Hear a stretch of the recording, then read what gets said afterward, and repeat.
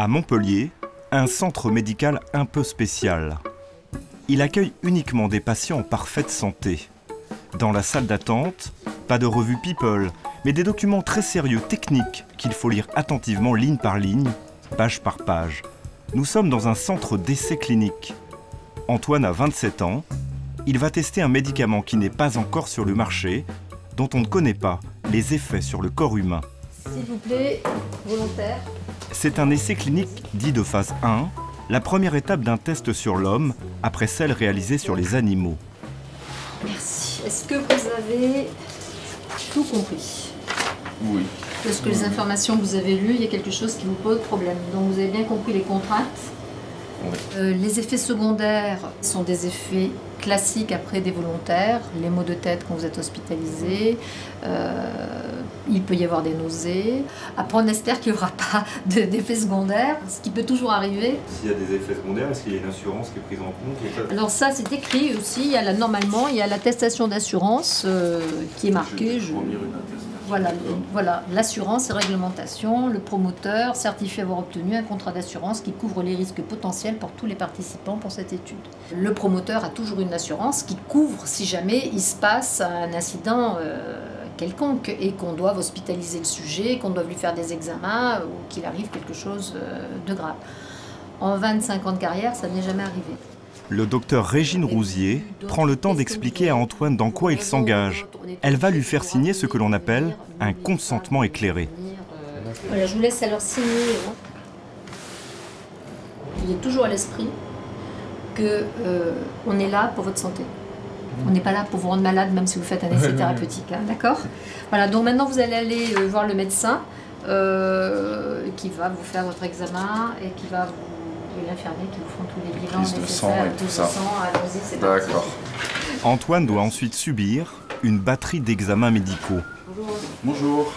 Vous êtes Antoine, c'est ça? C'est ça. Merci.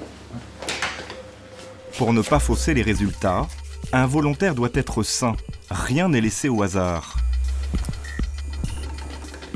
Les 6 derniers mois écoulés, il n'y a pas eu de problème de santé particulier? Non. Pour ce test, Antoine est rémunéré. C'est la 3e fois qu'il participe à un essai, une aubaine, pour lui souvent entre 2 contrats dans la restauration. Là, c'est 1 200 € je crois, et il y a 5 jours d'hospitalisation si je me... Donc c'est quand même... ça met du beurre dans les épinards. Chaque volontaire est inscrit sur un fichier national et ne peut gagner plus de 4 500 € par an. C'est la loi.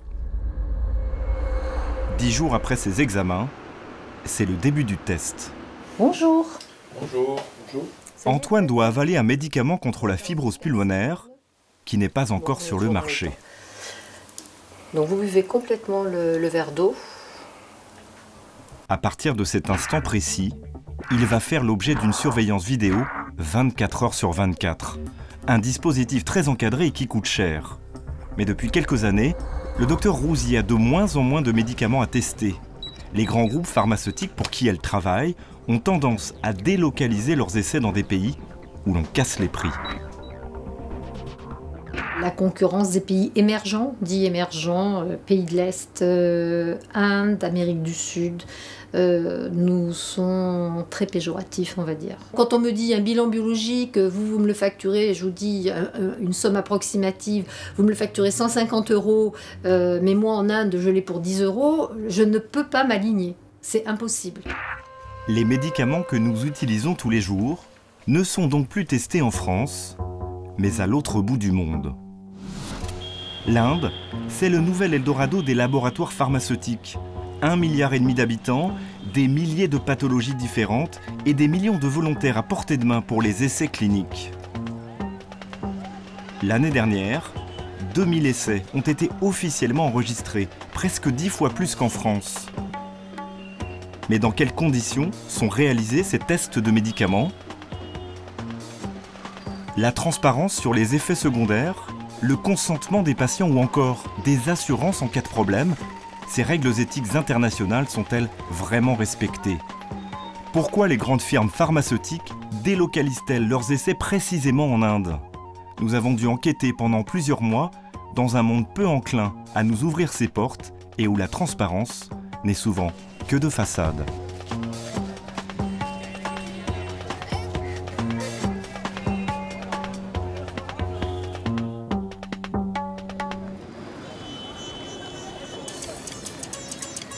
New Delhi, 20 millions d'habitants. L'AIMS est le plus grand hôpital de la ville. Chaque jour, il reçoit des milliers de patients. Les couloirs, les salles d'attente sont bondées du matin au soir. C'est dans ce fleuron de la médecine publique que travaille le professeur Julka. C'est un cancérologue de renom très respecté. Le professeur reçoit 3 fois par semaine dans son bureau. Avec lui, une consultation dure 5 minutes maximum. Ce médecin a une autre spécialité moins connue, le recrutement de patients pour les essais cliniques des grandes firmes internationales. La mère de cette femme a un cancer de la peau, un profil idéal pour le professeur Julka.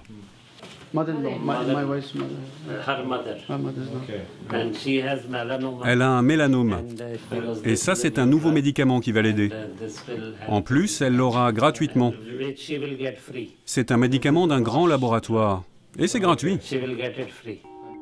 Le médecin ne prononce jamais le terme essai clinique. Il parle juste d'un nouveau médicament, gratuit pour ses patients. Le mari veut quand même en savoir plus sur ce fameux traitement proposé si généreusement. Il y a des effets secondaires? Ils sont mauvais? Non, non, il y a seulement quelques effets secondaires qui sont mentionnés. Mais ils sont fréquents? Non, en général, il n'y en a pas. Si le médecin vous le propose, vous allez le prendre? Oui, évidemment, c'est lui le médecin. Il faut prendre tout ce que l'on peut. C'est toujours mieux d'essayer quelque chose. Et en plus, c'est gratuit. Et si ça ne marche pas? Alors, il faudra payer le traitement normal. Entre un traitement gratuit et un autre payant, ce couple ne va pas hésiter longtemps. Un grand ponte de la médecine, voilà le recruteur idéal pour les grands laboratoires, toujours à la recherche de patients pour démarrer un essai clinique. Devant le bureau du professeur Julka, les représentants indiens des groupes pharmaceutiques du monde entier font le pied de grue. Je viens parler avec lui d'un essai et du médicament. Les médecins voient beaucoup de patients tout au long de l'année. Ils les connaissent bien.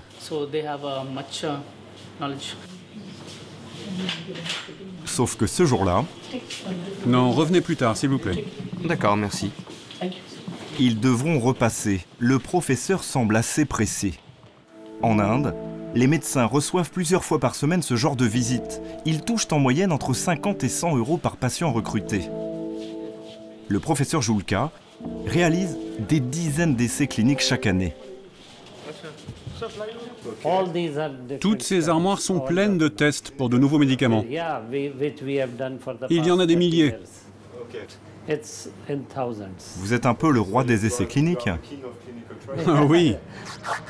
Dans ce business du médicament, il y aurait donc d'un côté des médecins, des multinationales, et de l'autre, une population parfois fragile, qui ne comprend pas toujours dans quoi elle s'aventure.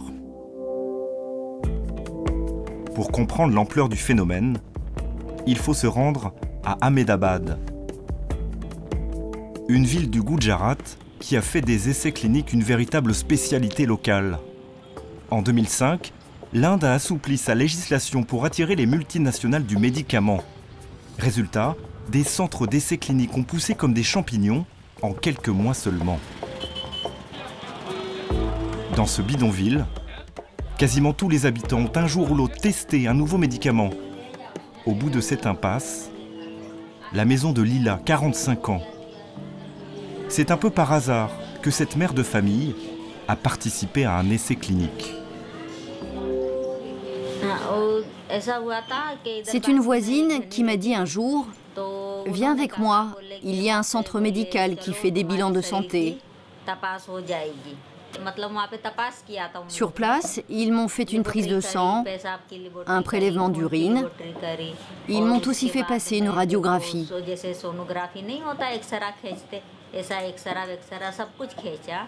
Les responsables du centre jugent Lila en parfaite santé. Ils lui proposent alors de participer à un essai clinique, ce qu'elle accepte. Ils nous ont d'abord offert le petit déjeuner, puis le déjeuner et d'autres choses encore. Ils nous donnaient tout ce qu'on voulait, du savon, une brosse, de l'huile pour les cheveux. Ils nous ont offert plein de cadeaux, vous savez. Puis ils m'ont refait une prise de sang et ils m'ont dit que je pouvais rentrer chez moi et que je recevrais 110 €. Ils m'ont donné un médicament pour les gens qui ont des problèmes de règles et d'autres choses comme ça. En tout cas, c'est ce qu'ils nous ont dit. C'était sans doute un contraceptif. De la nourriture gratuite, des produits de beauté et surtout une rémunération, plus de 100 € pour un essai clinique, 10 fois moins cher qu'en France, mais 10 fois plus que le salaire moyen indien. De quoi attirer les plus pauvres. Dans ce bidonville, le bon filon des tests de médicaments est devenu très vite un moyen de survie. Aujourd'hui, certains en ont même fait presque un travail à plein temps, comme Reka, qui habite avec toute sa famille à 2 pas de la maison de Lila. Viens voir, ta grand-mère est revenue. Au total, plus de 10 personnes qui s'entassent dans à peine 20 mètres carrés. Dans cette famille très pauvre, Reka est en ce moment la seule à ramener de l'argent à la maison et son activité n'est pas taboue, bien au contraire. Ici, il n'y a pas de secret entre nous. Tout le monde est au courant, même les enfants. Pourquoi je devrais me cacher alors que ma famille sait où je vais travailler? Reka vient juste de terminer le test clinique d'un nouveau médicament. Elle est rentrée à la maison il y a quelques jours seulement. Vous gagnez combien pour ça? Environ 170 € cette fois-ci. Et c'était un médicament pour quoi? Contre le cancer. Reka a aussi testé d'autres médicaments, des contraceptifs, des anticoagulants et des antimigraineux. Les médecins lui ont-ils expliqué à chaque fois de quoi il s'agissait vraiment? En fait, le document officiel tient sur un bout de papier qu'elle arrive à peine à déchiffrer. Vous pouvez le lire? Alors, vous voulez que je le lise? C'est pour les femmes qui ont des problèmes avec leurs règles. Elles peuvent envoyer... Ah non, désolé, je n'arrive pas à lire. Mais vous aviez lu ce papier avant de le signer? Ils ont dit, ceux qui savent lire, tant mieux, et ceux qui ne veulent pas le lire ou ne savent pas lire, tant pis. Des patients qui savent à peine lire, comment dès lors parler de consentement éclairé? Reka conserve précieusement dans une boîte en métal des dizaines de cartes de visite des centres pour lesquels elle a travaillé. Alors ça, c'est un centre d'essai. Là, j'en ai fait un chez eux aussi. Et ces autres cartes? Là, j'en ai fait un seulement, c'était la première fois. Et ce centre-là, j'y suis allée 2 fois. Et vous les avez eues où, toutes ces cartes de visite? Eh bien, quand je fais un essai, ils me donnent une carte, en cas de problème. Reka a multiplié les tests de médicaments, sans aucune limite, ni surveillance médicale une fois dehors. Comment cette femme a-t-elle appris qu'elle pouvait gagner de l'argent grâce aux essais cliniques? Comment est-elle entrée en contact avec toutes ces sociétés? Au dos d'une carte, elle a conservé précieusement le numéro d'un certain Ravi. C'est lui qui appelle Reka pour lui proposer un test. Nous prenons contact avec lui. Il nous donne rendez-vous dans son village, à la sortie d'Ahmedabad.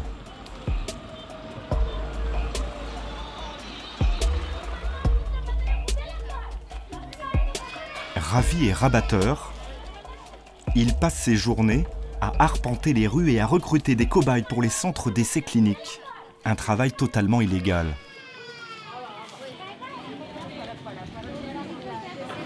Alors si vous avez besoin de gens pour un essai, vous faites comment?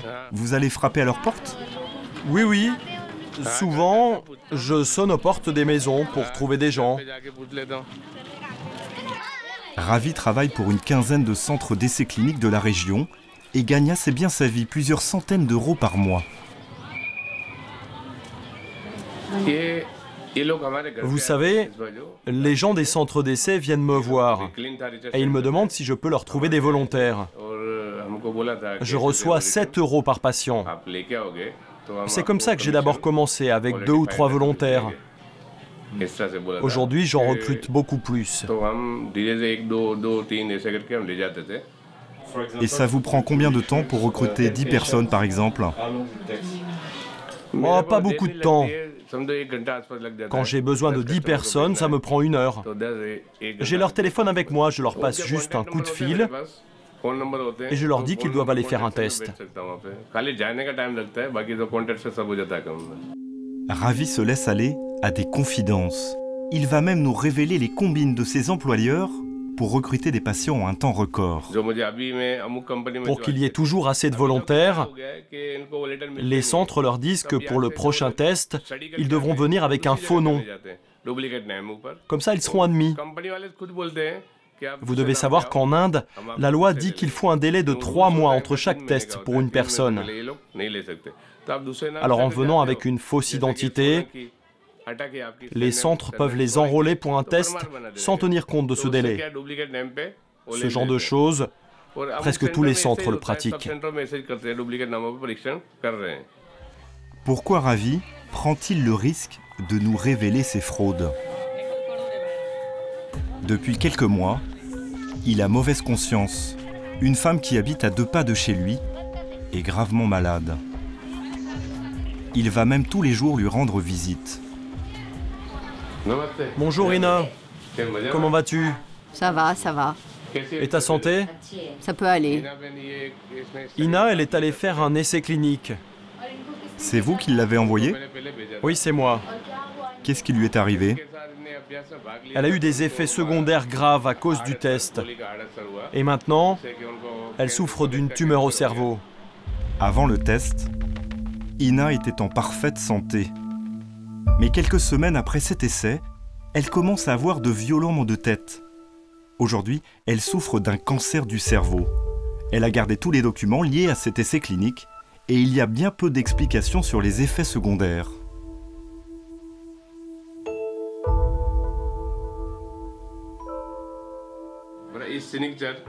Il y a son nom, Ina, sa signature et tous les détails. Il est écrit qu'elle recevra 140 € pour ce test. Au paragraphe 18, à propos d'éventuels effets secondaires, ils disent juste de ne pas prendre d'autres médicaments et de venir les informer. Mais vous l'avez lu, ce document? Non, il ne nous autorisait pas à le lire, il nous demandait simplement de signer et reprenez le document. Vous êtes en colère contre Ravi? À cause de mes problèmes financiers, j'étais obligée d'aller faire cet essai clinique. J'avais vraiment besoin d'argent. Ravi, il ne m'a pas forcé, vous savez. Des documents peu clairs, sans informations précises sur les effets secondaires, pour seulement 140 €. Est-ce la molécule qu'elle a testée qui a provoqué sa maladie? Ravi en est convaincu.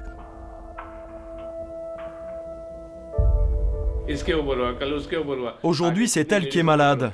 Et la prochaine fois, ce sera quelqu'un d'autre. Ce piège va continuer de se refermer sur les personnes ou sur les familles enrôlées dans des essais cliniques. Ravi travaille toujours pour des centres d'essais cliniques. C'est son unique gagne-pain. Des malades suspects. Et plus grave, depuis quelques années, de plus en plus de morts suspectes. Comme dans une famille proche d'Ahmedabad.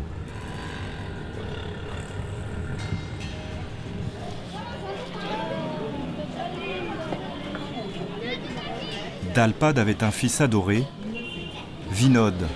Il est décédé subitement à l'âge de 27 ans. C'était un garçon très beau, innocent. C'était quelqu'un de timide. Il avait une vie simple. Il partait travailler, puis il rentrait le soir à la maison. Nous lui demandions s'il pensait un jour se marier. Il nous répondait qu'il y pensait. Il avait d'ailleurs beaucoup de demandes en mariage. Mais avant de se marier, il voulait trouver un bon travail. Faute d'avoir trouvé le job de ses rêves, le jeune homme a participé à l'insu de ses parents à plusieurs tests de médicaments. Des séjours réguliers dans un centre d'essai clinique pendant 3 ans et un dernier test, celui de trop, selon son père. Il est allé tester un médicament. Une semaine plus tard, il est tombé malade. Il a commencé à vomir. Je l'ai conduit à l'hôpital le plus proche et à 23 h, Il est mort. En fouillant ses affaires, j'ai trouvé ça. C'est quoi?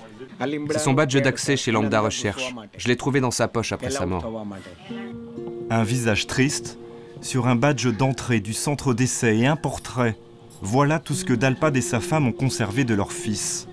Ils n'ont pas eu la moindre explication des médecins sur son décès.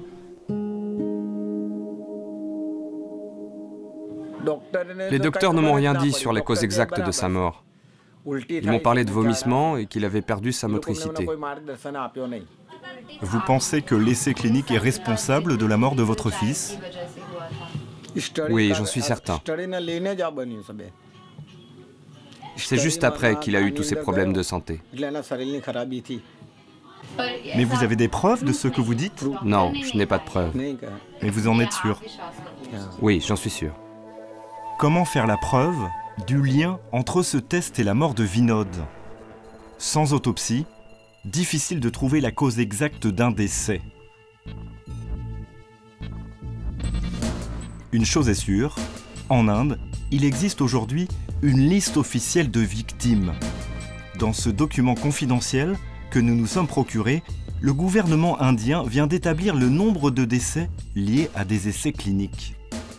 Il pourrait s'agir de décès en lien avec des maladies mortelles, comme le cancer, etc. Ou le fait de donner des médicaments à des patients en phase critique ou terminale, ou des effets secondaires, ou des causes inexpliquées. Au total, entre janvier 2008 et août 2012, les autorités indiennes recensent 2061 morts dans le cadre d'essais de médicaments, un chiffre qui risque d'augmenter avec le temps. Le sous-continent indien serait-il devenu le nouveau terrain de test des grands laboratoires avant de lancer en Europe leurs essais cliniques définitifs? Depuis des années, un médecin tire la sonnette d'alarme sur cette mortalité inquiétante et cette nouvelle tendance. Le docteur Gulati dirige une revue scientifique. Il pense que les laboratoires pharmaceutiques utilisent l'Inde comme terrain d'essai pour leur tout premier test de médicaments. Si un problème survient, ils arrêtent tout.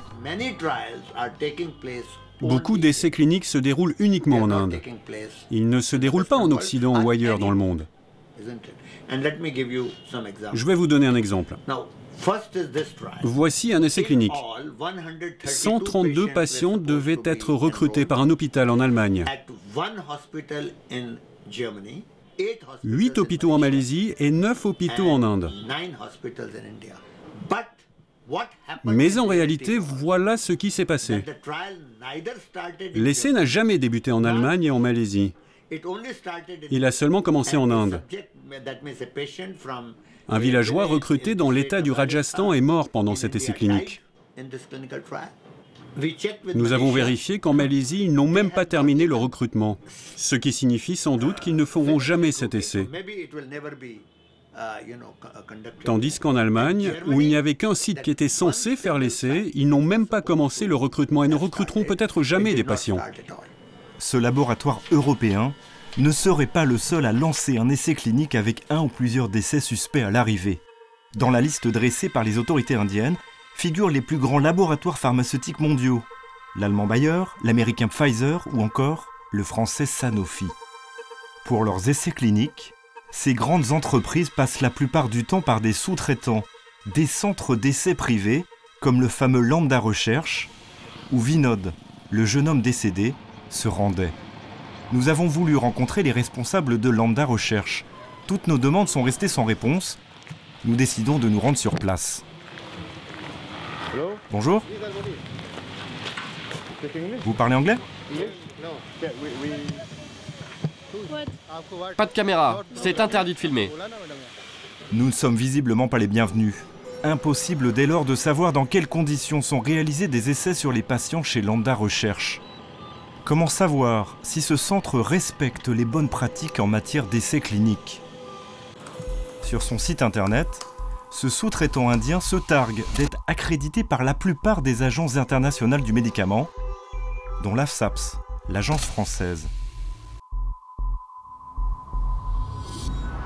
Ses bureaux sont situés en banlieue parisienne, à Saint-Denis.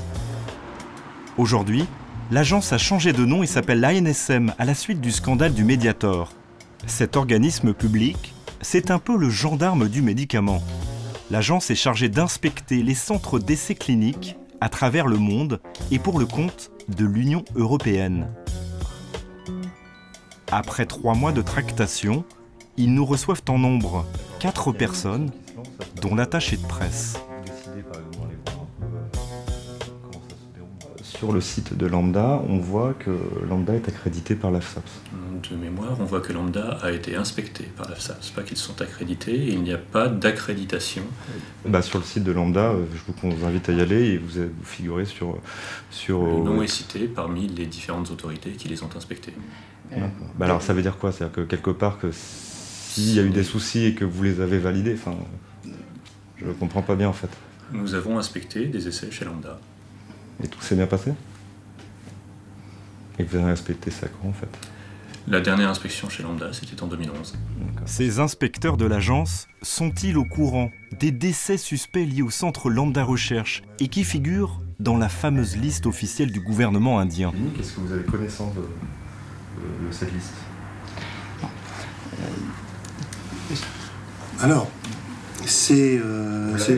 on n'a pas connaissance de la liste précise, on a connaissance d'un certain nombre de dysfonctionnements, d'essais cliniques tels qu'ils ont été rapportés par la presse. On a eu connaissance également d'essais cliniques qui ont été conduits de façon illégale en Inde. Ça en fait, je l'ai. C'est ça que... Est-ce que vous avez, est-ce que vous avez accès à ça? Malaise autour de la table. Je ne connais pas la liste dont vous faites état. Autre problème, l'agence inspecte les centres uniquement une fois l'essai clinique terminé. Concrètement, est-ce que vous avez inspecté un essai clinique en cours d'un laboratoire européen qui fait un essai clinique en Inde? En Inde, non, pas l'année dernière. Cette question des promoteurs français, des sociétés françaises ou des sociétés européennes vis-à-vis d'essais cliniques conduits dans les pays tiers, pour le moment, nous n'avons pas de voie réglementaire pour intervenir. Nous ne sommes pas sur notre territoire, nous ne sommes pas sur notre champ. Pas d'inspection à l'improviste, faute de base légale, le rôle de l'agence semble limité. Une difficulté accrue par le système de sous-traitance, les grands laboratoires pouvant se retrancher derrière les centres privés pour leurs essais. Nous avons contacté des dizaines de ces centres, aucun n'a accepté de nous ouvrir ses portes. Alors, nous nous sommes fait passer pour un laboratoire français qui souhaite tester rapidement un nouveau médicament en Inde.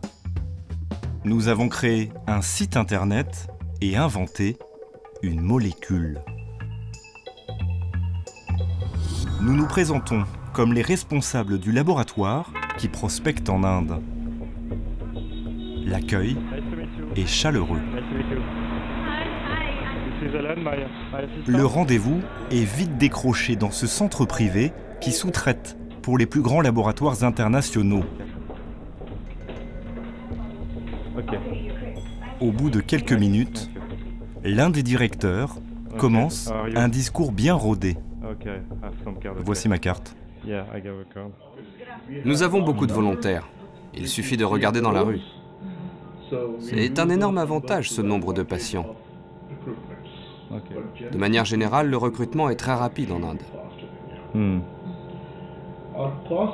Nous sommes 40% moins chers qu'aux États-Unis et 50% moins chers qu'en Europe. Plus il y a de patients à recruter, moins c'est cher. Pour 200 patients, vous ferez une certaine économie. Pour 1200, là, vous allez faire une grosse économie.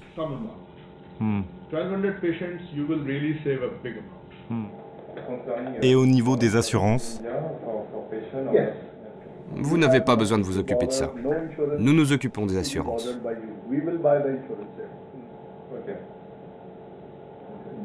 Et en ce qui concerne les consentements des patients? Ça aussi, c'est notre problème. On s'occupe des consentements, c'est pas à vous de vous occuper de ça. Ce n'est pas votre problème. Ce n'est pas mon problème. Non. Nous pouvons signer tout de suite un accord de confidentialité, si vous le voulez. Je dois en parler d'abord avec mes médecins et mon équipe. Aucune question précise et technique sur notre faux médicament à tester. Une fois le contrat signé, le centre s'occupe de tout, des consentements aux assurances. Les grands laboratoires peuvent dès lors confier la totalité d'un essai clinique et ensuite récupérer simplement les résultats. Mais alors, qui est vraiment responsable en cas de problème? Ce système opaque ne risque-t-il pas d'entraîner des dérives éthiques? Bhopal, dans le centre de l'Inde, une ville à jamais traumatisée. Le 3 décembre 1984, dans la soirée, l'Union Carbide, une usine de pesticides située en plein Bhopal, explose.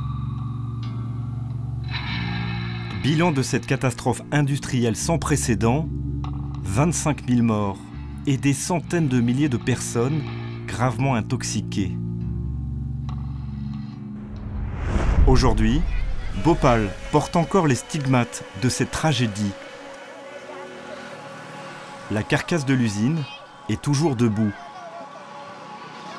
28 ans après l'explosion, des milliers de personnes intoxiquées au gaz sont encore suivies dans un hôpital spécialement construit pour elles, le Bhopal Memorial Hospital. Cet établissement prend en charge ses victimes gratuitement. Pourtant, en 2005, des essais cliniques auraient été réalisés dans cet hôpital à l'insu de plusieurs centaines de patients. Une ONG s'occupe des rescapés de Bhopal qui souffrent de nombreuses pathologies respiratoires. Ici, ils sont pris en charge bénévolement grâce aux dons. À la tête de cette structure de soins, Rachna. Depuis plusieurs mois, cette activiste mène un nouveau combat. Elle s'intéresse aux conditions de réalisation des fameux tests cliniques menés au Bhopal Memorial Hospital. Et elle a cumulé un certain nombre de documents qui mettraient en lumière une série de dysfonctionnements. Tout ce qui s'est passé est totalement dépourvu d'éthique et absolument illégal. Le guide des bonnes pratiques cliniques indiennes dit clairement que les gens à autonomie réduite ne devraient pas participer à des essais cliniques. Et les victimes du gaz sont bien des personnes à autonomie réduite. Ces gens n'avaient pas d'autre endroit où aller à part cet hôpital pour avoir un traitement gratuit et des soins spécialisés. On a joué sur leur dépendance. Les médecins les ont utilisés comme cobayes humains en jouant sur la gratuité des traitements. L'un de ces tests a été co-réalisé par le laboratoire français Sanofi. Et dernièrement, ce fameux test a fait l'objet d'un rapport d'inspection du gouvernement indien. Voici les conclusions de ce rapport que nous dévoile Rachna. Il est écrit qu'il y a bien eu un test pour un nouveau médicament, un anticoagulant sur 57 patients. 8 personnes seraient décédées, mais de mort naturelle, par crise cardiaque par exemple, et non à cause du fameux médicament. Cette version officielle, Rachna la conteste. Les inspecteurs du gouvernement ont regardé tous les consentements et ont dit « Oh, regardez, tout le monde a signé, ça veut dire que tout le monde a donné son consentement. » Mais on sait que les gens n'ont pas donné leur réponse. Ces inspecteurs auraient dû les rencontrer, les entendre. Toutes les victimes que nous avons rencontrées nous ont clairement dit que jamais le mot « essai clinique » n'avait été mentionné, ni devant eux, ni devant leur famille.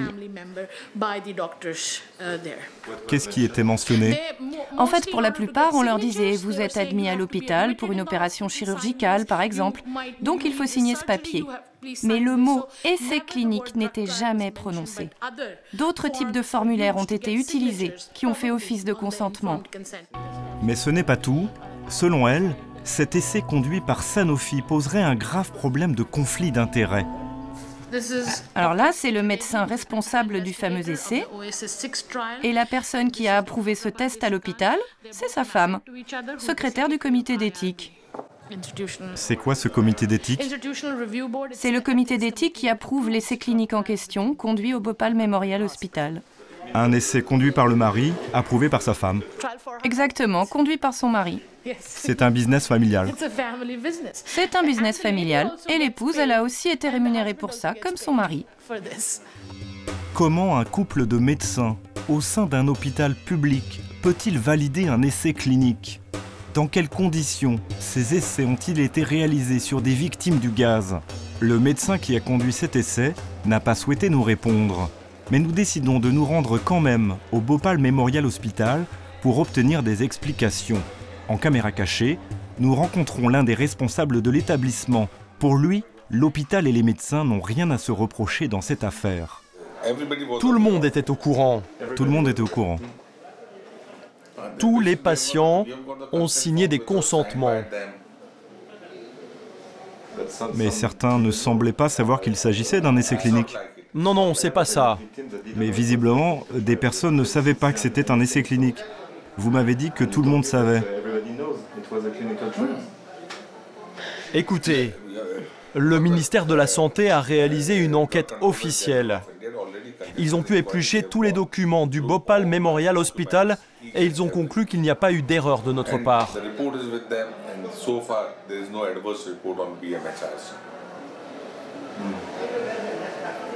Mais comment peut-on réaliser des essais sur des victimes du gaz? Il n'y a pas que des victimes du gaz ici.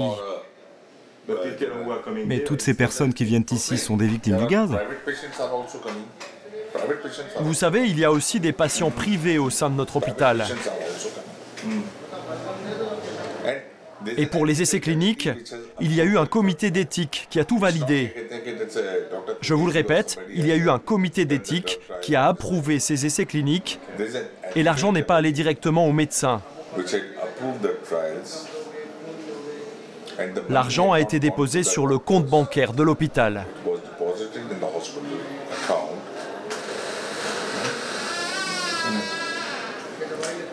Mais comment se fait-il que l'essai clinique soit conduit par un médecin alors que son épouse siège au sein du comité d'éthique de l'hôpital? Elle a donné son feu vert pour l'essai clinique réalisé par son mari? Il y a d'autres personnes qui siègent au comité d'éthique. Il y a 8 personnes au total. C'était une décision du comité dans son ensemble. Ce n'est pas la décision d'une seule personne. Quelle valeur peut-on accorder à des tests de médicaments conduits sur des personnes malades, des victimes du gaz en l'occurrence?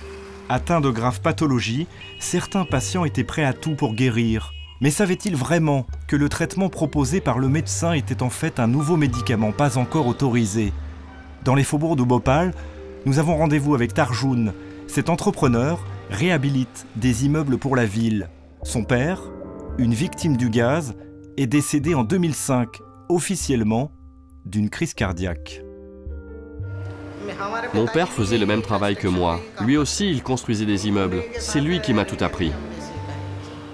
Pendant longtemps, Tarjoun a cru que son père était décédé de mort naturelle. C'est seulement l'année dernière qu'il a commencé à avoir des doutes sur les causes du décès. 3 mois avant sa disparition, son père avait testé un anticoagulant au Bhopal Memorial Hospital. 5-6 ans après sa mort, Rajna est venue chez moi et m'a dit qu'elle avait obtenu des informations officielles.